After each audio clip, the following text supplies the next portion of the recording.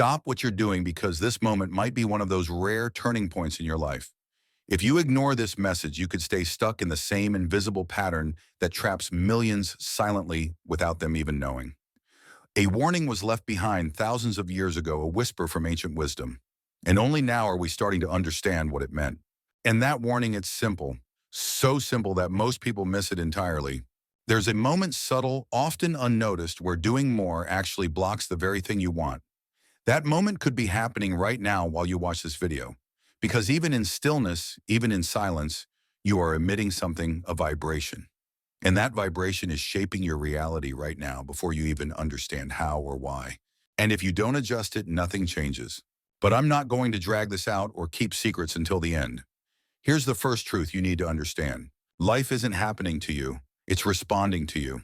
There is a line, an invisible boundary where if you keep pushing, everything starts to resist you. And most people never even see that line. They keep pushing, keep trying, keep struggling, and remain stuck. But today you're going to see it. You're going to learn how to stop at the right moment, the sacred moment, and finally allow life to start moving toward you. But before that, let's check in. What's happening inside of you right now?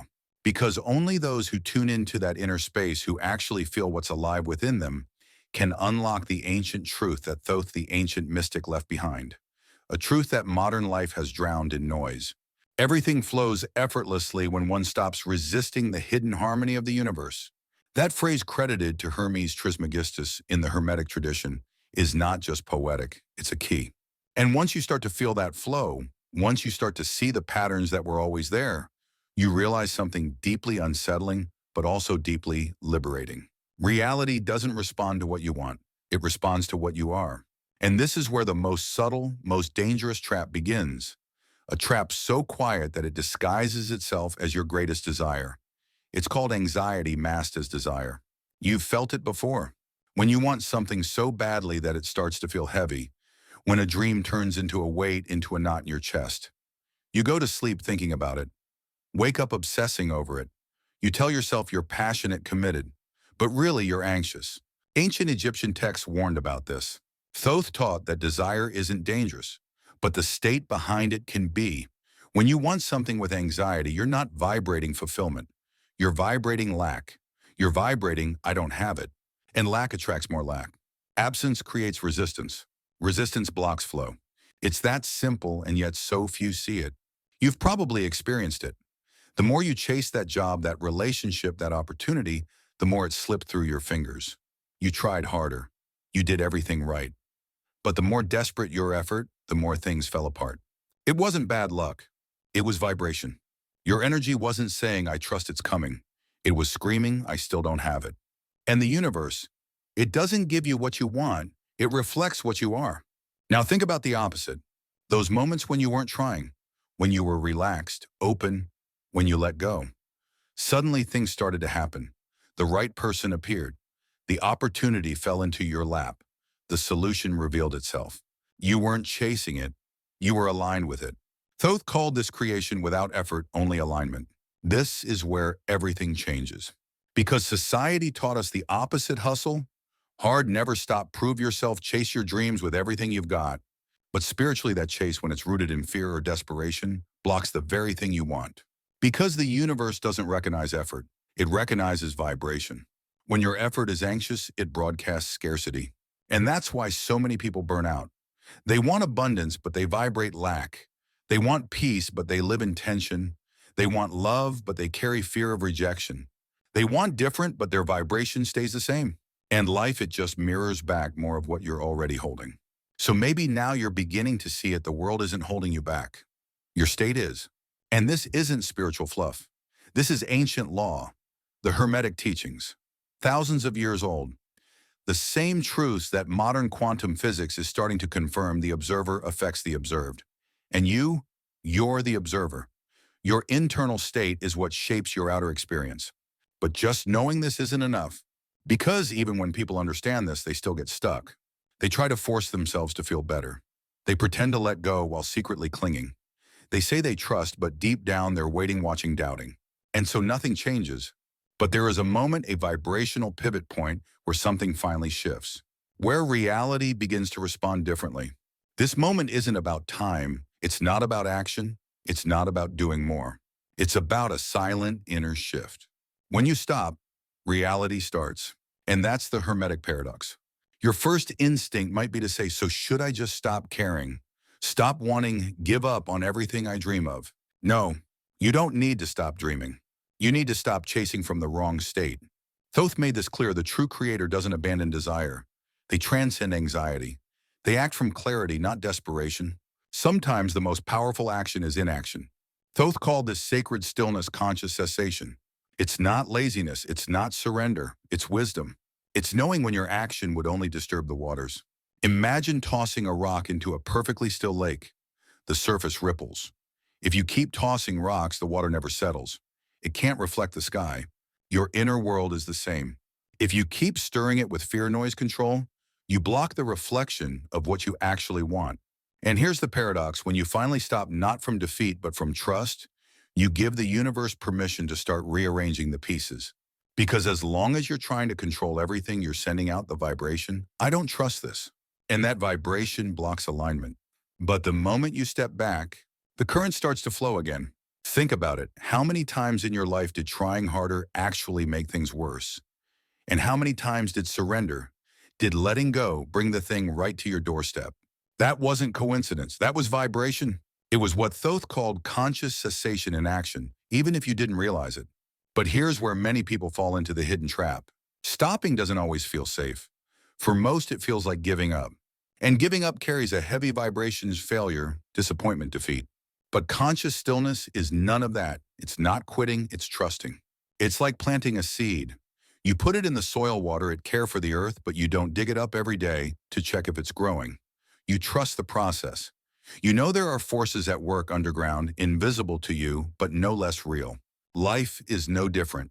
Once you've aligned your vibration with your intention, you must let the invisible forces do their part. Your job isn't to force. Your job is to hold the field open with your vibration. And when you do that, when you stop interfering, things begin to reorganize. It's almost as if the universe was waiting for you to finally move out of the way. Not to punish you, but to clear space. Because before, your interference was like noise drowning out the signal. Now with silence, the signal is clean. And yet even this isn't enough. Because during that silence, there's a state you must step into. A state you can't fake and you can't pretend to feel. It has to arise naturally from within. It's the state of already having. Not hoping, not wishing, not asking. Already having. This is the moment most people break the process. They might stop acting, they might even say the right affirmations. But inside, they're still waiting. They're still searching. They're still vibrating, not yet. But Thoth and later teachers like Neville Goddard pointed to the same principle. Assume the feeling of the wish fulfilled. Live as though it's already yours. Not by pretending, but by vibrating from a place of knowing. It's like this: when you buy a concert ticket, you don't sit around worrying, will it really happen? Will they let me in? No, you have the ticket, so you relax. You know you'll be there when the time comes. That's the energy. Someone who has already received doesn't worry. They aren't desperate. They're peaceful. This is the state Thoth called the invisible dwelling, a place inside you where your desire is already fulfilled, even if the outside hasn't caught up yet. And from this place, manifestation doesn't feel like magic. It feels like gravity, natural, inevitable. But here's the challenge. Life will test this state. Reality will present you with silence, with waiting, with moments that appear like nothing is happening. And in that void, the mind panics. It whispers, did I do something wrong? Why isn't it working? Should I try something else?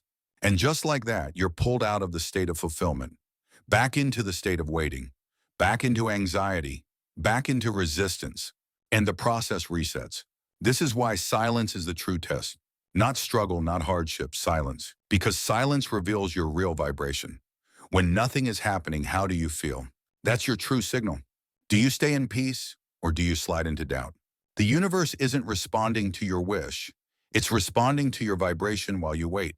If your waiting is anxious, you're telling life, I don't believe it yet. But if your waiting is still calm, certain, you're holding the field open for delivery. And here's the key. That's silence, it's not absence. It's not punishment, it's alignment. While you wait, the gears are turning. People are being repositioned. Opportunities are moving. Circumstances are shifting behind the scenes, but it takes time for reality to catch up with the signal. And in that gap between intention and manifestation, doubt becomes the greatest threat. How many times have you been on the brink of something only to sabotage it because you couldn't stand the silence? Thoth warned us, trust the invisible intelligence. Don't ask when or how, just keep vibrating in alignment. Because manifestation doesn't happen when you need it to, it happens when you're fully ready to hold it. If you're still afraid, still doubting, still trying to control, then you're not ready. And even if life gave it to you, you'd distort it. You'd push it away. The universe is generous, but it's precise, and it won't deliver something to a vibration that can't sustain it. So what's the real test? Can you hold the vibration when it's silent? Can you stay in the state of fulfillment even when the world hasn't changed yet? Because if you can, that's when life starts to shift. Quietly, then all at once. And here's what most never understand. The universe doesn't want to test you. It wants to align with you. But alignment takes stillness. Stillness is what most people can't handle. That's why Thoth called it the sacred waiting. The space between the signal and the echo. Between the planting and the bloom. Between you and the version of reality you called in. And what you do in that space, how you vibrate in that silence, determines everything. So ask yourself, can you trust the unseen? Can you live from it's already done instead of I hope it comes? Because when you do, when you stop needing proof before you believe something incredible begins to unfold, the stillness becomes movement, the silence becomes a doorway, and your inner world starts rewriting the outer one. And if you've made it this far, you're already different. You're not chasing anymore. You're starting to allow. You're not trying to bend the universe. You're beginning to dance with it. Now that you're in this space, this stillness where the inner world starts to reshape the outer, you're closer than ever. But this is also the most delicate point in the process. Because even now, even after everything, there's one more layer of resistance that can stop everything from unfolding. And Thoth gave it to us plainly, do nothing, because it is already done. That's not just poetic, that's energetic truth. When your vibration is aligned, when you've entered the state of already having, when you've held your field through the silence, there is nothing more to do. But this is the hardest thing for the modern mind to accept. We've been taught that we must always be doing, chasing, fixing, controlling. That rest is laziness, that stillness is weakness, that if you're not moving, you're falling behind. But the Hermetic teachings say the opposite. Do not interfere with what is already flowing, because any interference now is not helping, it's blocking. It's like opening the oven every 30 seconds to check if the cake is done. You let the heat escape, you ruin the process. It's like pulling the fruit from the tree before it's ripe. It looks ready, but it's bitter, unstable, incomplete. That's what happens when we act from impatience. So what do you do now? You inhabit the stillness. You protect the vibration. You live as though it's already real because energetically it is. Thoth called this final phase the room of silence, a spiritual hallway between vibrational command and physical delivery. It's a space with no signs, no guarantees, no movement you can measure. Just trust, just stillness, just being. And it's here that most people make the final mistake. They get restless. They let doubt creep in. They start to ask again, start to search again. They move too soon. And like touching paint before it's dry, they smear the masterpiece. But those who can stay, those who hold the frequency even when nothing seems to happen, they activate what Thoth described as inevitable manifestation. Not maybe, not someday, inevitable. Because when your vibration is unwavering, the universe has no choice but to reflect it. It's a law. It's done. And here's the secret, it will not come on your timeline. It will come on the timeline of alignment. Your role is not to predict when. Your role is to prepare yourself to receive completely and calmly. And here's how you do that. You keep walking through life. You show up to your day. You tend to your relationships. You care for your body. You laugh. You rest. You love. You live. But you do it all without the vibration of needing anything to change. You are no longer waiting. You are allowing. Because here's what happens next. Something starts to shift. Not because you pushed it, but because you finally stopped resisting it. You begin to notice. People show up who match your new frequency. Opportunities appear without effort.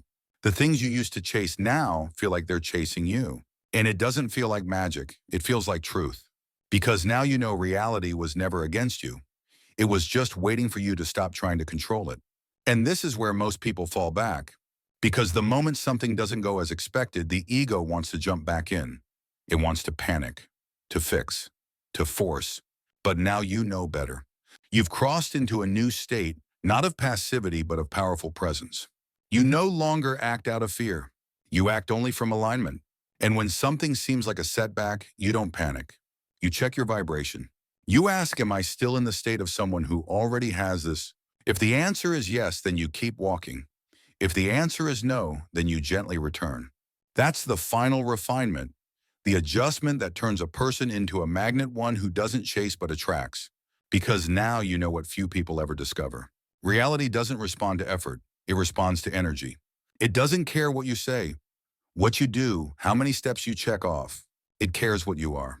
It listens to your frequency and reflects it back without fail. And now here's Thoth's final message.